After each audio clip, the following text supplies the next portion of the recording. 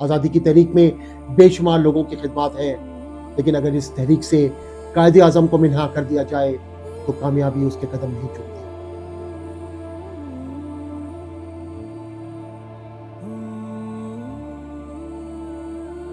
औज़ु बिल्लाहि मिनश शैतानिर रजीम, बिस्मिल्लाहिर्रहमानिर रहीम। अस्सलाम वालेकुम मुअज़्ज़िज़ ख़वातीन हज़रात।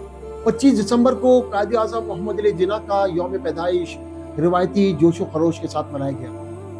ये जिन्ना साहब का 149वां यौम पैदाइश था। दिन भर इसी मुनासबत से मुख्तलिफ तकरीबात का इनेकाद किया गया, जहाँ कायदे आज़म की पाकिस्तान के लिए खिदमत का तज़किरा और उन्हें खिराज तहसीन पेश करते हुए मुख्तलिफ अज़ाइम की तजदीद की गई। कायदे आज़म जैसी अजीम हस्ती के लिए यकीनन ये सब कुछ करना बहुत ज़रूरी है, लेकिन सवाल ये है कि क्या सिर्फ एक दिन की सरगर्मियों से हम उन्हें खराज पेश करने में कामयाब हो जाते हैं और बकाया 364 दिनों में इस हवाले से हमारी कोई जिम्मेदारी नहीं बनती? मेरी नज़र में इसका जवाब ये है कि इस एक दिन को तो हमें अलामती अंदाज में यकीनन मनाना चाहिए, लेकिन इसके साथ साथ ये भी ज़रूरी है कि पूरे साल उनकी खूबियों और औसाफ का प्रचार करते हुए ऐसे लोग तैयार किए जाएं जो इन खूबियों पर पूरे उतरते हैं। खासतौर पर हमारे नौजवानों के लिए कायदे आज़म की शख्सियत एक रोल मॉडल से कम नहीं, और रोल मॉडल सिर्फ इसलिए नहीं होता कि उसके बारे में पढ़ा जाए, सुना जाए और उसकी तारीफ की जाए, बल्कि उसकी खिदमत का हक उस वक्त अदा होता है जब उस जैसा बनने की जुस्तजू की जाए। कायदे आज़म जैसा बनने के लिए उनकी खूबियों और सलाहियतों का इदराक होना बहुत ज़रूरी है।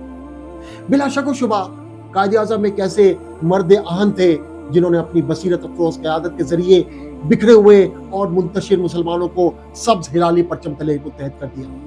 और ये भी हकीकत है कि अगर बरसगीर के मुसलमानों को कायदे आज़म की वलवला अंगेज क़यादत मैसर ना आती और अल्लामा इकबाल उन्हें लियाकत अली खान की विसातत से मुसलमानों की क़यादत के लिए लंदन से वापस ना लाते तो शायद हमें आज़ादी की नेमत मैसर ना होती। आज़ादी की तहरीक में बेशुमार लोगों की खिदमत है, लेकिन अगर इस तहरीक से कायदे आज़म को मिन्हा कर दिया जाए तो कामयाबी उसके कदम नहीं चूकती। कायदे आज़म की कायदाना सलाहियतों का इतराफ सिर्फ अपने ही नहीं करते, बल्कि गैर भी उसके मुतरिफ हैं। हिंदुस्तान के आखिरी वाइसराय और गवर्नर जनरल लॉर्ड माउंटबेटन ने क़याम पाकिस्तान के कई साल बाद BBC को इंटरव्यू देते हुए कायदे आज़म की अजमत का बरमला इतराफ करते हुए कहा कि मुझे सिर्फ इस मकसद के तहत हिंदुस्तान भेजा गया था कि मैं उसे किसी तरह मुत्तहिद रख सकूं और एक मुत्तहिद हिंदुस्तान को ही इक़्तिदार मुंतकिल करूं।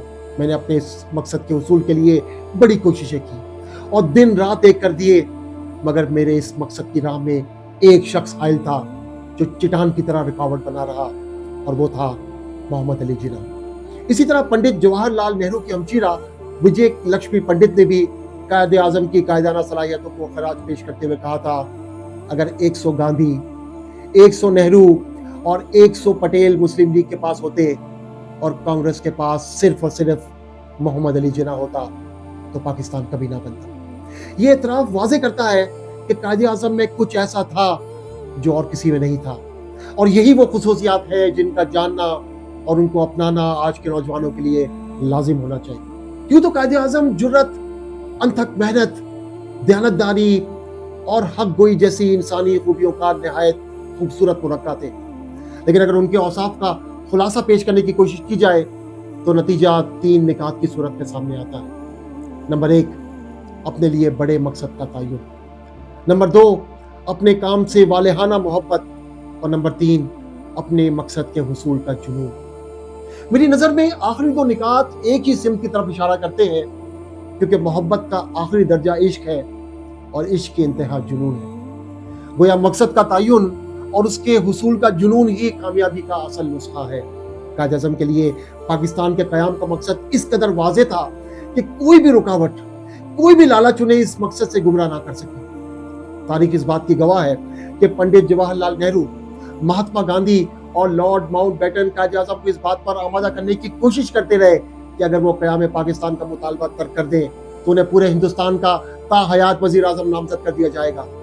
मगर कायदे आज़म ने इक़्तिदार की इस पेशकश को ठुकराते हुए कहा कि खुद हिंदुस्तान की सालमियत के लिए मजबूत पाकिस्तान का क़याम लाज़िम है। कायदे आज़म की अपने काम से मोहब्बत का अंदाज़ा इस बात से होता है कि वो दिन के 14 से 16 घंटे काम करते थे, लेकिन ये काम उन्हें थकन में मुब्तला नहीं करता था। कायदे आज़म के लिए अपने मकासद के हुसूल का जुनून का ये आलम था कि 17 साल तक अपनी बीमारी के मामला सबसे छुपा कर रखे, کہ कहीं ये बात क्या में पाकिस्तान के हुसूल में रुकावट ना बन जाए।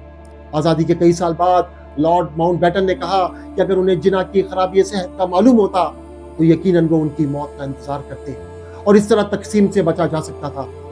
फातिमा जिना बाद में लिखती है कि जिना जुनून की हद तक पाकिस्तान को सहारा देने के लिए काम कर रहे थे और जाहिर सी बात है कि उन्होंने अपनी सेहत को मुकम्मल नजरअंदाज कर दिया। कायद आज़म अपने इन औसाफ के जरिए आज भी हम में जिंदा है और हम उनसे फैज़ हासिल कर सकते हैं। बस ज़रूरत इस अमर की है कि हमारे नौजवान अपने अंदर कायद आज़म जैसी खूबियाँ पैदा करने में कामयाब हो जाए, और अगर ऐसा हो गया तो इस कौम को एक अजीम कौम और इस मुल्क को एक तरक्की याफ्ता मुल्क कहलाने से कोई नहीं रोक सकता।